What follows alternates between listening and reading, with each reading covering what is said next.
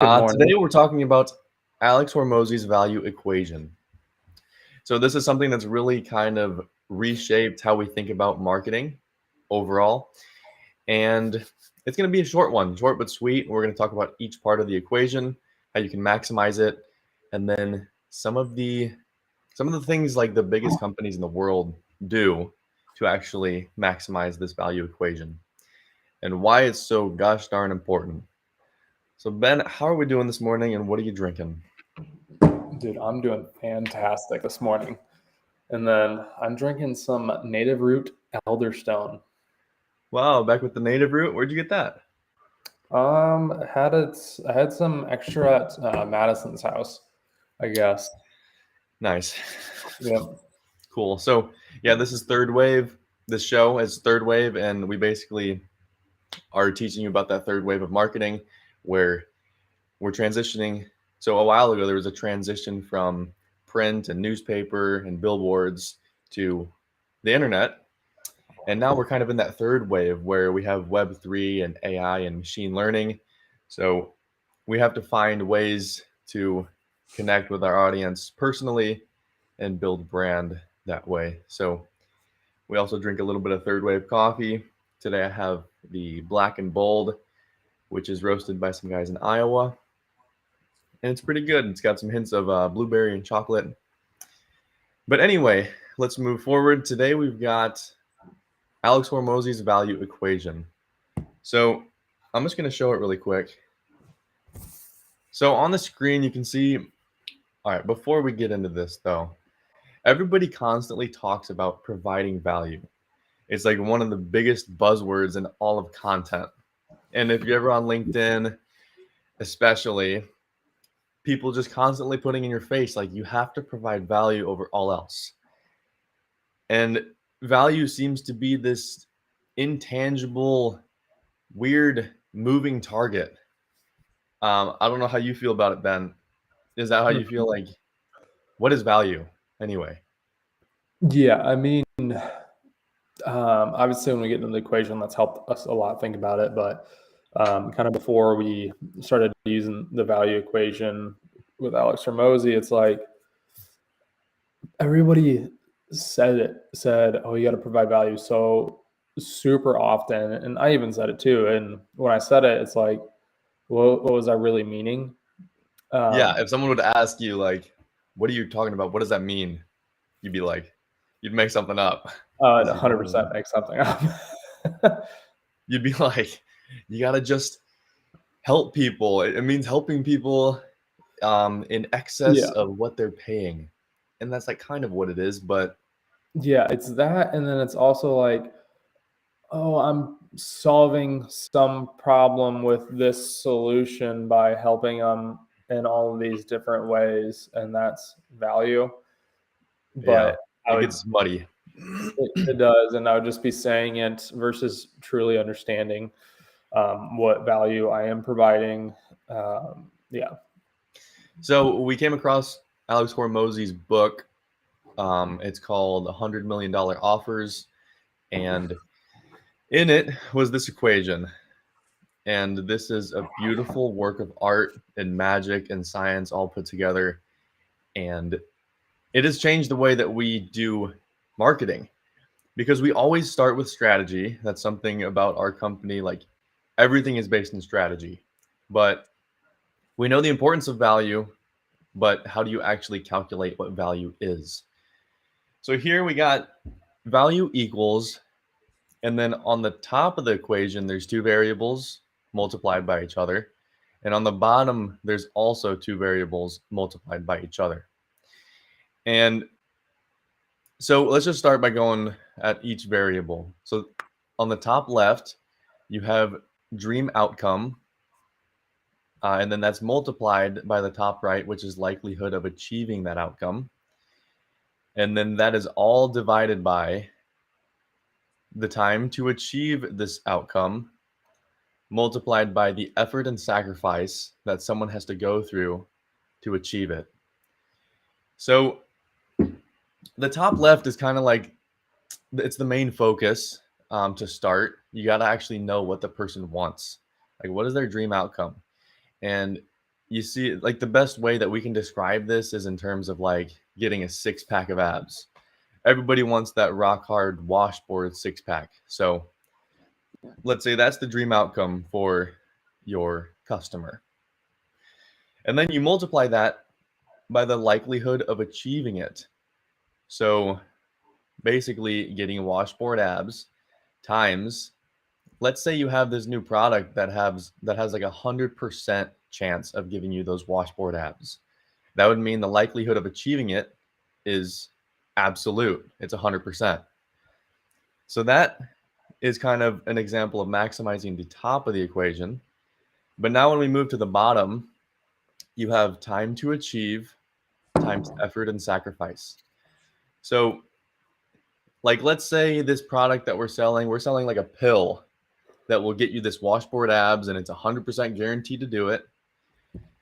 So since it's a pill and you take it one time, and let's say you take it and you look down and you instantly have these abs, that would minimize the time to achieve the dream outcome, which would mean it's instantaneous.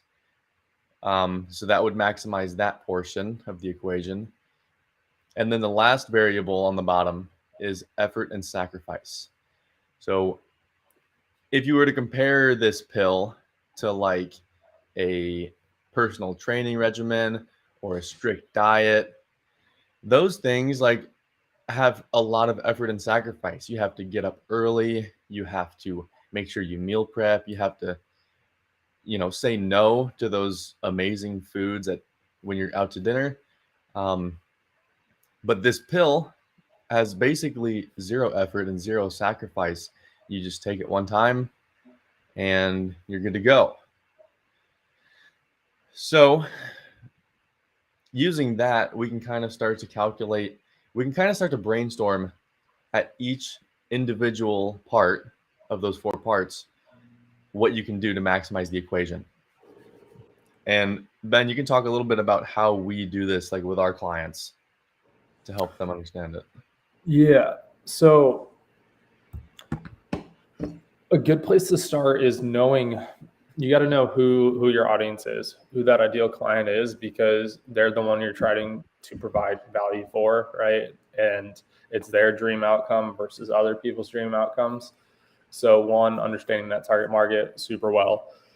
So we like to start there, asking questions about their target market. Where do they hang out? What do these people rave about in your products? Like, what's that one thing that people always will tell you over and over again they rave about? And then you start using that, kind of going off of that with a dream outcome. But essentially, dream outcome, like we'll start walking people through that with like, what is like the most ideal scenario that people want from using your service or product?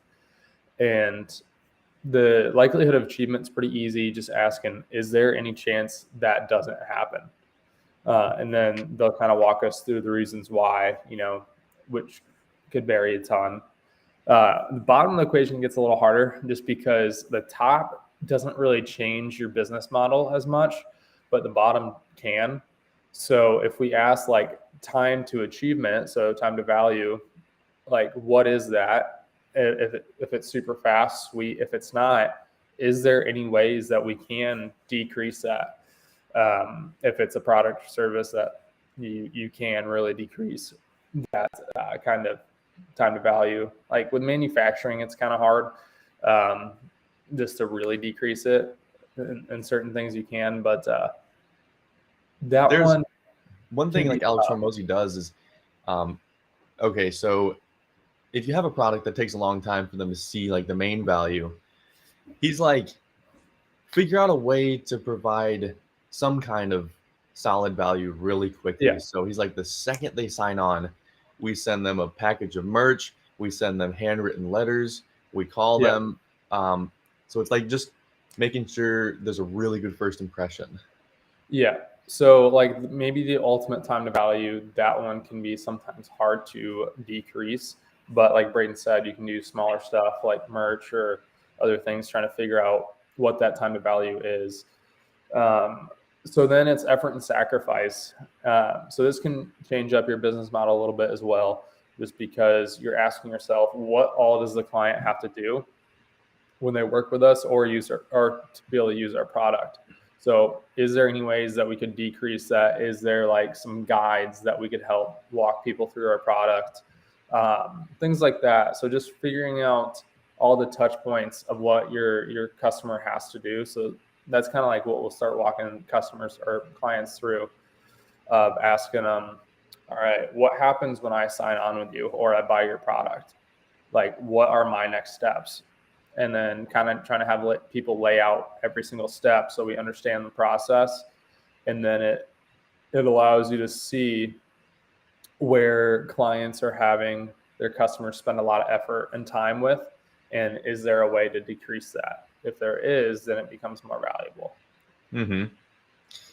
And so overall, like the value equation is good internally to really maximize that referral system and like just make your product stand head and shoulders above the competition. But then when we try to translate this into like the external means, it would be kind of like in the form of making a Grand Slam offer. So those are kind of the first two things we do when we have a new client on for marketing is we'll go through the value equation with them to see kind of what their value looks like. And then you can translate that into the offer, which is you have your core offer, which is basically what you're offering for how much money. So for example, the pill that I was talking about, the pill.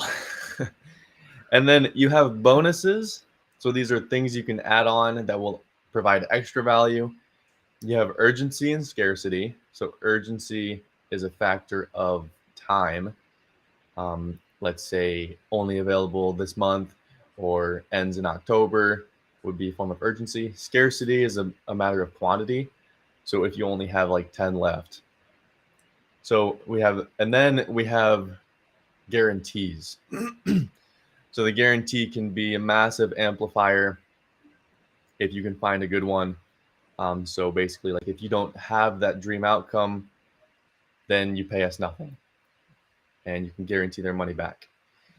So you have core offer, bonuses, urgency and scarcity, and guarantees. And yeah, I mean, we figure out the value equation, we start to translate it into those things. So for example, the guarantees can really correlate to that likelihood of achievement one. Because like, let's say there isn't that big of a likelihood that you'll achieve it because you don't have a lot of social proof. Maybe you're a little bit new. If you put a guarantee in there and you say like, we'll put it in the contract and everything, then that likelihood of achievement skyrockets. Mm-hmm. So that's basically like what we're doing is we don't have tons and tons of case studies and we're starting to get our success stories rolling. So we have that guarantee that's like, if we don't increase your lead generation, then you pay us nothing. So basically increasing that likelihood of achievement. So anyway, anything you want to add there, Benny boy? Benny boy. Let's see. So I would say one thing that we learned kind of with translating the value equation to the Grand Slam offer is it takes a lot of brainstorming, like where you need to, we use a whiteboard, whiteboard it out, basically start laying out every single part of your offer. What is like the main, like Braden was mentioning, like the core offer, like what are you, at the core, what are you selling? That. And then how can you add things to it that are going to make it irresistible to say yes to? And it's going to take a few trial runs for sure. But once you kind of start getting that Grand Slam offer down and then start testing it out and see what people are saying. If people are saying no a lot, you got to go back to the whiteboard and start thinking, all right, what am I missing here? Like, why are people still saying no? Or there's some options where, like, I think another guy we follow, like Sabri Subi, he literally like will make the most outrageous Grand Slam offer ever, and basically where it's definitely like essentially bankrupt the company. But he then like kind of tails it back essentially. So he like makes the wildest offer he could possibly think of, and then they start to tail it back instead of like kind of working up to the Grand Slam offer. They kind of tail it back to the Grand Slam offer. So that's kind of two ways to go about doing it. But it's definitely going to take quite a bit of brainstorming, and you really have to ask yourself, what does our clients want, or what do our prospects truly want? And like, you have to put it, and I don't think you mentioned this too, but it's super important to put it in the language of that industry or those clients, just for them to understand it more. Yes, say the thing that they think themselves, or they say in like private meetings. You have to say those things, those words. Yep. So we're working with manufacturers. So there's like certain words and language that they're going to use more so than, like, let's say fitness companies or like construction. Even it'd be more similar to construction, but still it's not the same. So we're trying to create that Grand Slam offer using more industrial language, etc. Yes. And if they say no, it means that the perceived value does not exceed the price that they're paying. It means they truly don't believe that if they pay that price, they will get more value than what they paid for. So then it comes back to your value equation. Like, and we just had that conversation. Maximize? Yeah, we just had that conversation yesterday too. Braden and I did. We were talking to a sales manager of a manufacturing, or marketing manager, sorry, of a manufacturing company, and they asked if we did any lower pricing for kind of our Google ads and stuff. So essentially, what we need to do is we need to work on, okay, why isn't there being a higher perceived value than what our cost is? That could be through wording. It could be just, potentially not doing enough. I think we offer quite a bit within each of our tiers, but so it's more likely, how do we word it better, which can be very hard to figure out how to word it within an email or talking. So the thing is a little easier, but go for it. Early on, it's hard because you kind of, like, we have a big laundry list of features, but the thing is, people don't equate those features to the success / their dream outcome unless they truly, truly believe in those features. For example, if I don't think Google ads can really help my business, and you come to me saying you'll run the best Google ads ever, they might be the best ever, but I'm like, I don't really care or think that that'll work anyway. So that's where the benefits and like the actual outcome comes in. If we could come in and say, on average, like 99% of the companies that onboard with us increase their revenue by 10% in the first 3 months, they'd be like, wow, that's pretty compelling.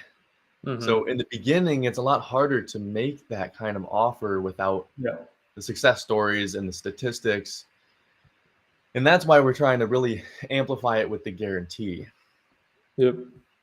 You kind of pick and choose the main points of your offer based on where you are as a company, how much work you've done, things like that.